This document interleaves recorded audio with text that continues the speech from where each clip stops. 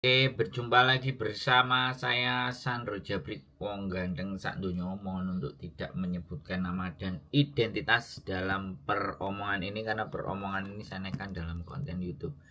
Gimana, Mbak? Iya, Mas Jabrik, saya kan itu yang saya sampaikan tadi. Suaranya powelan, Mbak. Iya, itu yang saya sampaikan kan. Suaranya sampean pelan, Mbak. Halo, suaranya pelan. Sampean gedein, kok. Gak usah pakai handset. Enggak pakai headset. Suaranya pelan sekali.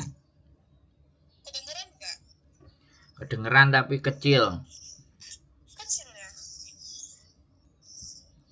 Coba saya bikin dulu. Sampean cerita nek aku nggak krungu kan repot, Mbak. Iya. Gimana? Kamu dengar enggak? Dah, gimana? Iya, saya kan selama 6 tahun sama majikan, satu majikan. Ini kontrak keempat, baru nyampe 3 bulan. Terus saya kan Mas Jabrik punya pinjaman juga di rentenir ya, sama di bank juga. Terus? Ya gitu. Awalnya lancar, cuman karena apa, ada kebutuhan juga mendadak kan, jadi kacau, nggak bisa gitu, nggak bisa bagi pembayaran. Ketika itu saya udah diancam sama rentenir kan. Terus udah bilang nanti padahal saya pinjam itu berulang, pinjam bayar itu udah berulang, kasarnya udah sering gitu. Halo? Iya, saya dengerin, Mbak. Sampean ngomong dulu sampai habis. Tak dengerin. Ya begitu. Gitu ya Mas Jabrik. Siap. Terus si rentenir kan nggak sabar, akhirnya nelfon majikan. Terus majikan juga kan kaget lah, kenapa selama 4 tahun ini saya bagus, tapi pas kontrak baru yang keempat ini saya begini, katanya. Kamu berani pinjam sama, dia bilang orang hitam ya. Ya. Terus? Kan akhirnya mungkin musyawarah sama keluarganya, terus dia bilang besok kita rundingin gimana gitu kan. Terus? Sampai akhirnya kita musyawarah ya, majikan itu akhirnya interview juga ujung-ujungnya kan. Dalam musyawarah itu majikan masih agak baik sih, dia bilang gini, kita buat alasan kamu pulang, kamu mau jaga orang tua kamu gitu kan. Gitu. Tapi kan saya juga nggak tahu benar-benar yang disampaikan itu, yang ditulis itu disampaikan ke imigrasi, kan nggak tahu sebenarnya. Saya tanda tangan, terus saya dikasih uang intermediate, dan penagihan yang bank ini kan masih menagih. Saya pun pulang, akhirnya saya pulang kurang lebih 4 bulanan. Terus saya dikasih SP1 surat, SP2, sampai sekarang SP3.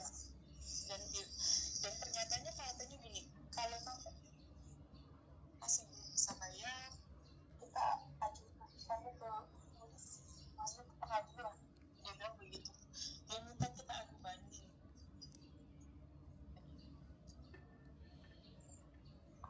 Saya mau tanya Mas Jabrik, kalau kayak gitu saya juga mau pergi ke luar negeri lagi juga takut ya. Kalau kasusnya terdata, apakah bisa jadi pidana gitu? Suara sampean kok kecil lah, Mbak. Aku ini dengerinnya juga kenapa sih kok suaranya kecil? Halo? HP ini sampean nggak bisa disetting ah? Ini udah paling gede padahal udah 200 loh volumenya. Oh, kecil sekali ya. Wes, oke ya. Bisa. Sudah apa belum ceritanya? Ya kayak gitu, sudah kayak gitu. Intinya saya nanyain, kalau saya proses lagi tuh saya takutnya bermasalah di imigrasi. Soalnya jumlah pinjaman juga termasuknya gede dan belum pernah sama sekali dicicil. Begitu Mas Jabrik. Tapi masalah pinjam di bank itu saya memang bukan pertama kali. Ini udah masuknya ke 4 kali. Ibaratnya udah rekornya udah bagus, cuman yang terakhir ini begini gitu.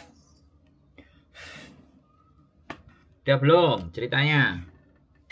Udah, saya minta solusinya gimana ya? Oke, kalau hutang solusinya ya tetap dibayar. Kalau sampean nggak punya uang, dijual apa yang sampean punya untuk melunasi. Baru pikiran hidup sampean tenang. Kalau sampean balik lagi ke Hong Kong, kalau sampean cerita masalah hutang, semua agen pasti akan menolak sampean. Tapi kalau sampean nggak cerita sama agen, giliran visanya mau turun, ada surat datang dari imigrasi kalau si bank tadi mengirimkan nama sampean dalam rekodan imigrasi. Jadi nggak bayar utang. Nah, itu akan terjadi masalah. Jadi satu-satunya jalan kalau sampean ingin keluar negeri ya jangan keluar dari Hong Kong. Jangan masuk ke Hong Kong. Keluar dulu dari Macau, cari uang buat bayar, keluar masuk Singapura, cari uang, bayar, keluar ke Taiwan, keluar bayar. Selama sampean tidak membayar di Hong Kong, maka rekod dan catatan sampean berapapun pinjam utangnya, berapapun masanya sampean di Hong Kong, seberapapun baik bagusnya sampean di Hong Kong dengan majikan, catatan hutang itu tetap terus ada. Karena di Hong Kong ini nunggak aja 150 Hong Kong dolar, 100 dolar aja itu jadi masalah, Mbak. Kalau sampean masih menginginkan Hong Kong ya silahkan dikembalikan. Tapi kalau sampean wis menutup harapan di Hong Kong pingin tempat cari yang lain ya silahkan. Tapi saya berharap ya udah jual semuanya yang ada untuk bayar di Hong Kong. Kan sampean utangnya di Hong Kong, ya balikin. Utang itu tidak ada solusi lain selain dibayar. Kalau saya loh ya. Kalau sampean mau ke Singapura, sampean mau ke Taiwan, mau ke Macau dan melupakan hutang itu ya silahkan. Tapi bagi saya, hutang adalah tetap hutang yang harus dibayar. Terserah sampean ya itu. Ya intinya saya juga kan pengen dibayar, nggak mungkin. Cuman maksudnya saya belum ada penghasilan lagi kan. Ya dijual, Mbak. Yang sampean punya dijual. Kan saya tadi bilang, aset yang ada dijual. Kalau memang harus jual rumah, jual rumah. Kalau harus memang jual sawah, jual sawah. Hutangnya itu, tanggungan itu yang harus diselesaikan dulu gitu. Bukan hanya dari penghasilan, tapi sesuatu yang pernah sampean hasilkan itu akan dijual kembali untuk menebus hutang tadi. Tapi kalau namanya orang-orang kan prinsipnya suruh jualin barang kan enggak mau. Saya tak cari kerja aja untuk bayar kan pasti kayak gitu. Dan sampean sudah berkali-kali hutang. Berarti hutang ini kan menjadi sebuah kebiasaan buat sampean. Sampean mau bicara ke saya rekodnya baik ya nggak ada masalah.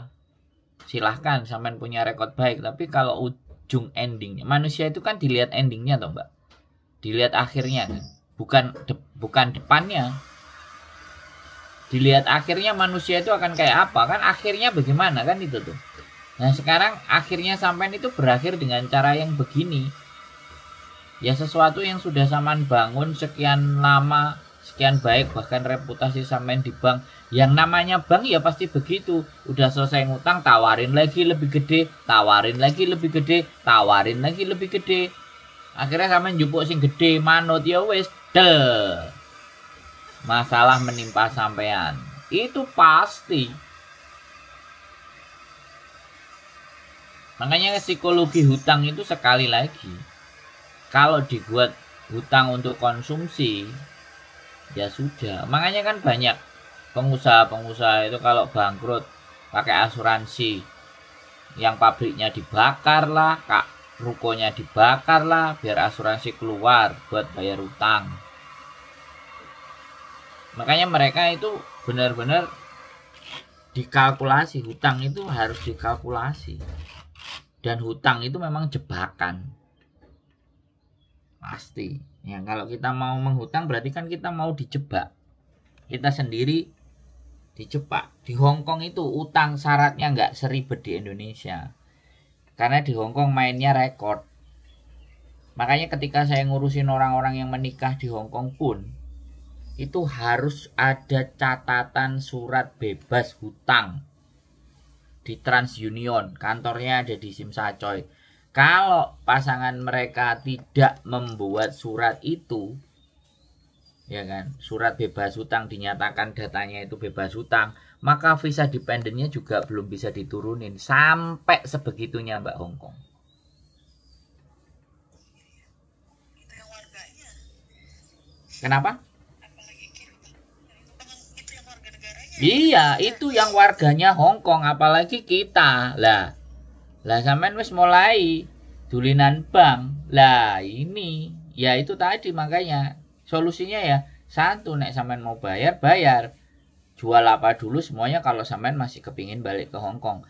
Tapi kalau sampean nggak mau melepaskan aset sampean yang mau dijual semuanya, ya tutuplah harapan sampean ke Hong Kong, perginya ke Makau, pergi ke Singapura, pergi ke Taiwan yang tidak ada rekote sampean ngutang. Nah itu loh Mbak, itu yang harus dipikirkan. Teman-teman selalu nelpon ke saya, posisinya wis kayak gini, terus aku isone opo? Makanya aku nggak harus marah-marah, tapi kan ya tak jelasin. Apalagi sampean cek nggak terima. Bukan nggak terima, Mas Jabrik. Iya, tapi dalam surat itu SP3 itu ya, mereka tuh nulis pergi kemanapun, visa kamu tidak pernah akan turun. Apa betul itu? Ya sekarang sampean coba lah, sampean coba lah cari kerja di Makau. Ya namanya orang nagih ya, terus sampean nggak bayar, dia kan melakukan segala macam cara, intimidasi, tekanan dan semua, supaya sampean tetap bayar. Kalau aku ya gini aja ya kan. Ini loh, ini prinsipnya kadang-kadang orang utang di A gak beres terus akhirnya pergi ke B, utang B gak beres pergi C, akhirnya kan gali lubang tutup lubang dan semuanya kan. Lah ini pun terjadi sama sampean. Kalau Hong Kong bilang ya kamu tidak akan bisa kemana-mana, otoritasnya Hong Kong sampai di mana? Melarang kita nggak boleh ke Singapura, melarang kita nggak bisa kerja di Taiwan. Itu jalurnya dari mana? Nggak ada jalurnya. Makanya Mas Jabrik, saya pun mau masuk PT pun mikir, maksudnya gini. Loh, PT mana? Pertanyaan saya itu sampean mau perginya kemana? Bukan masalah PT-nya mikir. Sampean mau masuk kerja kemana? Balik lagi ke Hong Kong. Jelas. Mampet. Enggak, kan ancamannya kan pergi kemana, ke negara manapun tidak akan turun visamu. Jadi kalau saya masuk PT, saya takutnya saya nanti udah lama ganti rugi juga gitu ke PT. Jadi saya kan mikir juga. Ya jangan masuk ke PT. Cari majikan dulu. Ya iyalah, tapi bagi saya penting, bagi saya jual dulu asetnya sampean biar hatinya tenang. Apa yang bisa dijual? Wes, bahasaku sampai ekstrim, jual apa saja lo, ngeri kan? Loh iya toh lo, piye? Lah ancene ngono ah. Utang itu tuh dibayar no, Mbak. Aku jangan sampai aku ngasih solusi penekanannya ya wis lunga nang liyane iku gak usah dibayar. Aku nggak mau ada kesan yang nonton kontenku nanti oh sama Sandro dikongkon gak bayar utang kon lunga ae. Aku nggak mau begitu. Oh, fokus saya tetap bayar utangnya dulu, baru ketika kita ngelakuin sesuatu apapun silahkan gitu loh. Tapi kalau ibaratnya nggak ada apapun yang bisa sampean jual, ya kan? Ya wes, satu-satunya jalan sampean harus cari tempat atau negara lain. Kalau sampean tempat negara lain terus mau masuk PT sampean ketakutan. Sekarang kalau orang takut itu ya nggak akan kemana-mana, Mbak. Nah, justru itu. Bukan justru itu, ya jangan takut.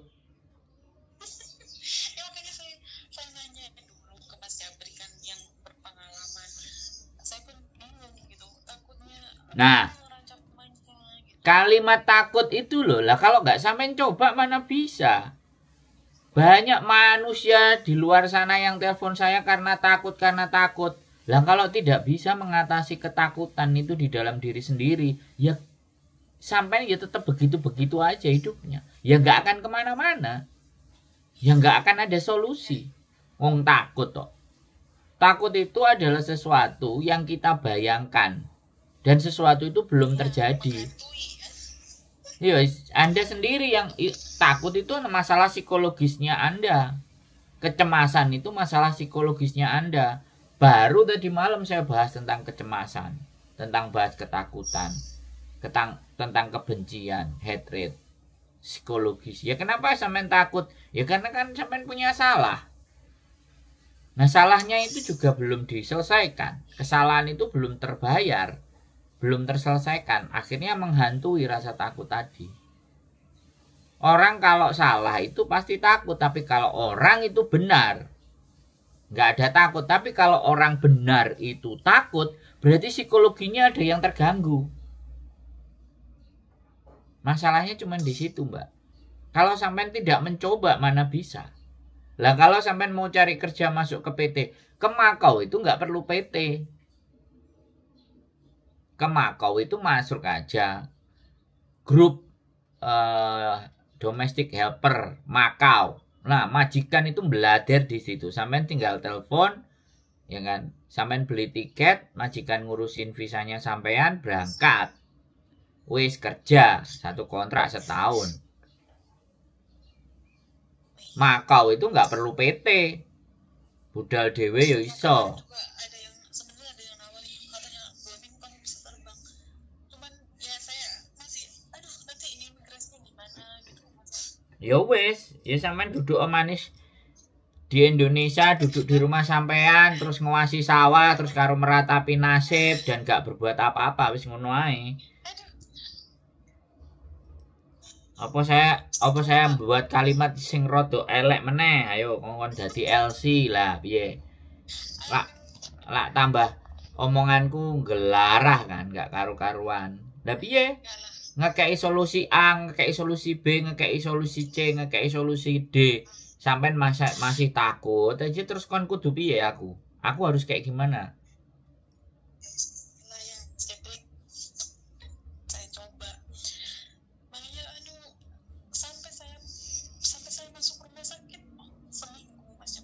Sudah Mbak, sampean nggak perlu play victim. Udah kesalahan itu sampean yang buat, bukan orang lain. Ya sampean punya masalah, aku ngerti. Tapi saya nggak perlu membahas tentang masalah itu. Masalahnya adalah sampean berani ngutang, ya harusnya berani bayar. Sudah, wis. Apapun itu, ya apapun bahasanya, apapun bledek nyamber, apapun seperti apa, kalau sampean meninggal, sorry to say, mohon maaf kalimat saya kalau menyakitkan. Kalau kita itu posisi tidak adanya dalam berhutang itu juga lebih berat di sana. Aku percaya itu, Mbak. Tapi nek sampean aku ndak ngerti. Ya wis. Sumpeknya manusia, mumetnya manusia, ya kan? Galaunya manusia itu tidak ada yang membuat kecuali dirinya sendiri. Sampean bercerita sama saya itu setelah kehimpit utang ini. Tapi pada saat sampean mau berhutang, kenapa tidak bercerita dulu? Kenapa nggak nanya pandangan dulu? Nah ini loh yang terjadi. Orang-orang itu mengambil keputusannya sendiri. Ya kan?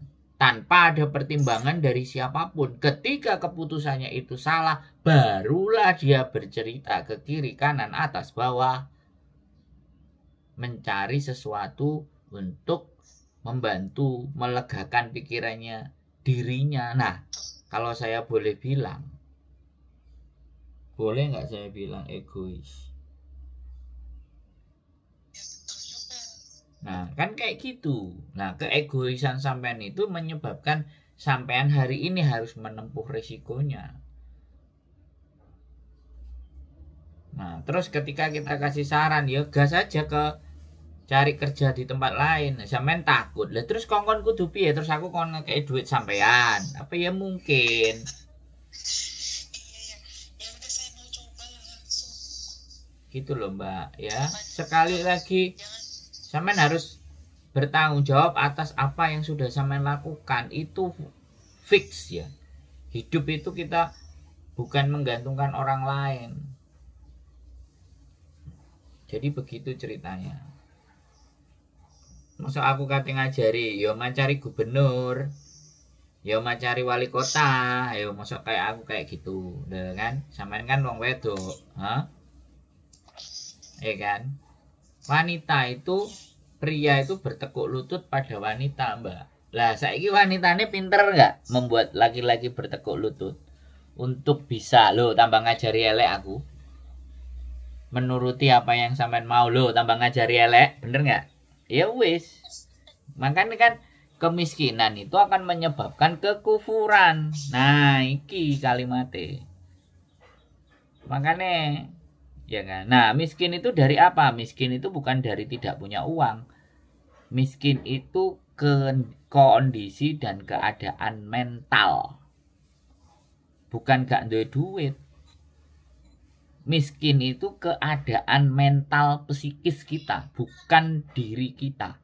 Saya tanya, miskin-miskinnya gak duwe duit. Doleno nang Kamboja ngedol ginjal, 1 miliar, Mbak. Loh enggak ini logika kita bicara loh ya. Maksud saya, ya kan? Organ tubuh kita dijual itu regane enggak karu-karuan. Berarti sebenarnya yang di dalam tubuh kita ini kan lebih dari 1 miliar.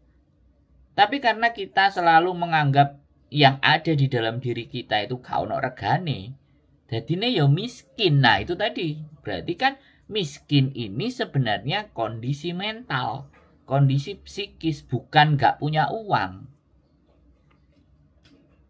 Sampeyan duwe tangan, duwe sikil, ya kan? Ya sampeyan iso mangan dan sampeyan juga punya rumah yang sampeyan tinggali. Loh, ya kan?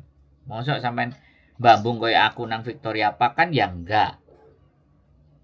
Karena aku wis tahu mbambung nang Victoria Park. Melok bakulan jamu karo Ira, ya kan? Bayare omah suwengi ditarik $40. Terus aku ngomong, "Gak usah $40. Simpenan duitnya aku tak turu di Victoria Park loh." Saya sendiri memutuskan di dalam posisi berjuang, ya saya harus menerima penderitaan itu. Tidur di Victoria Park mungkin orang lain merasa gak nyaman, tapi saya harus merasa nyaman karena situasi dan keadaan berjuang, ya saya harus nikmati. Makanya saya itu kalau sudah di zona nyaman, saya goblok. Makanya saya mencari yang selalu tidak nyaman. Bagaimana tidak nyaman? Challenge, nantang. Nantang apa yang ini ki ngrungokno masalah wong. Iki kan kurang gawean. Masalah wong kayak dipikir. Bener enggak? Iya, enggak ada orang mau ngurusi masalah wong. Remuk-remuk, ajur-ajur, "Mas aku hamil 8 bulan, piye iki? Pacarku lunga. Pacarku ngeblokir aku. Mas, majikanku rewel rese, aku diinterminate lah." Tapi nek giliran wayahe duwe duwe, jarang sing ada, "Mas saya tak jak ngopi. Tak traktir sampean. Tak traktir sego pecel, nek gak ngono tak traktir cilok kae Mas." Nah, enek meh sing kayak gitu. Enggak ada, tak dibilangin. Nelpon moro-moro, "Mas, sampean nganggur enggak?" "Oke. Aku hatiku bahagia. Ayo tuku cilok bareng." Gak ada wis. Sorry to say, bukan aku njaluk loh ya. Ya begitulah sifat manusia. Bagian remuk-remuk iya. bagian nompo duit ya ceketem dhewe. Nggak apa-apa. Ya wis saya bukan berharap, tapi itulah karakter hidup manusia. Nah, wis sekarang silahkan dicoba wis. Intinya kalau sampean balik ke Hong Kong, nek catatan dari bank itu masuk ke imigrasi, saya pastikan sampean visa nggak akan turun. Saya pastikan loh ya. Soalnya saya pernah proses anak dan dia sama saya gak ngomong, gak ngaku kalau punya hutang di Hong Kong. Setelah diproses visa di ABCD bla bla bla bla bla, visanya sudah mau turun, surat dari imigrasi datang ke agensi di Hong Kong. Agensi nyampe no ke PT. PT ya natar arek iku. Ditakoki, awakmu masalahnya opo? Iki kok enek surat kok imigrasi. Ada surat dari imigrasi ABCD, barulah dia ngaku aku punya hutang dan belum aku bayar. Wah, ngamuk-ngamuk wong PT. Nah, dua masalah lagi kan harus bayar juga. Aku mau proses kalau dia mau bayar cash di PT kali. Ya sudah, Mas Jeprik saya mau cobalah mau ke Makau. Nah, bojoku ngomong ini.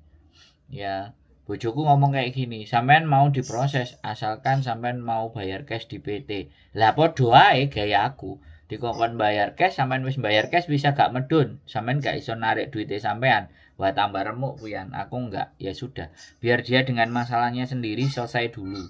Silahkan. Kita nggak usah masuk dulu sebelum persoalannya kelar. Dan kalau sampean nanti suatu saat sudah bisa melunasi itu yang ada di Hong Kong,